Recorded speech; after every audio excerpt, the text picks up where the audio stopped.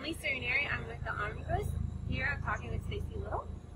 So a few questions that we have are, we heard that you were actually on the AUMnibus back in AUM's day. Back in the day, yeah. So what kind of position did you hold in the AUMnibus?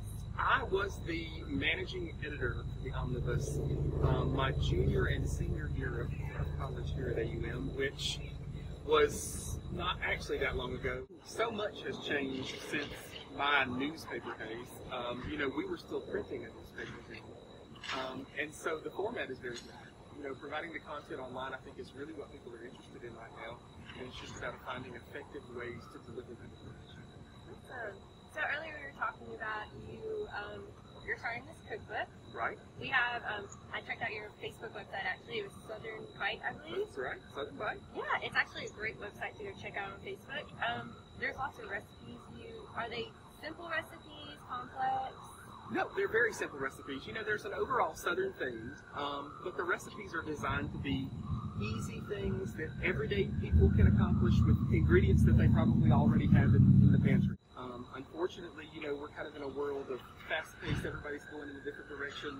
The evening times are usually spent sending one kid this way, one kid another way. You're going to soccer practice and ballet and all that, and I really want to get people back in the habit of sitting down to share a meal and share their days with one another. I think we connect that way. So what actually triggered you to actually focus on that aspect of, well, let's all sit down again? You mentioned earlier that you, as your childhood, you all sat down at the table and you actually had a family meal where you sat and actually talked together. Right. What triggered the cookbook aspect of that?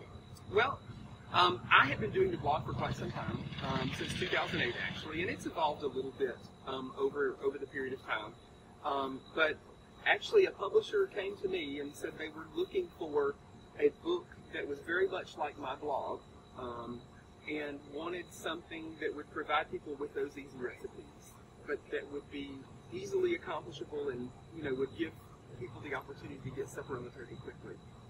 So that's really how it started. It's a great way to get started. Yeah, I'm very fortunate. Very fortunate.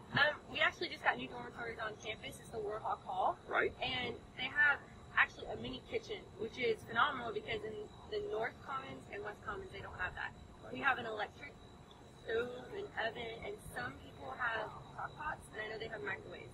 Right. Are there any recipes you can suggest for college students on a college budget? Oh wow, there's a lot of slow cooker recipes which are really popular right now, and those are great because you just dump them all in the crock pot, and then when you get back from class you have supper ready for you, and those will feed a lot of people too, which is probably an important thing. Once the smell gets around, that something tells me you're going to have people showing up wanting food.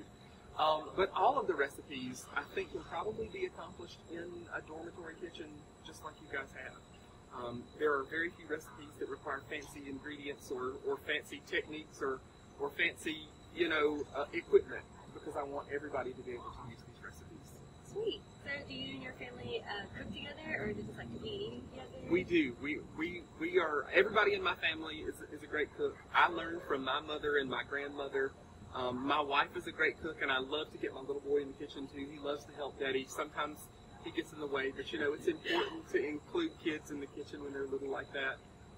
So I always have tasks that he can do to help me to get supper on the table. You've always had that passion for cooking, starting with your mother and grandmother? Yeah, that's really the inspiration for all of this. I grew up, as I say, pulling on the apron strings of my grandmother and mother, who were all great cooks. And that really is what, is the inspiring force behind all of this.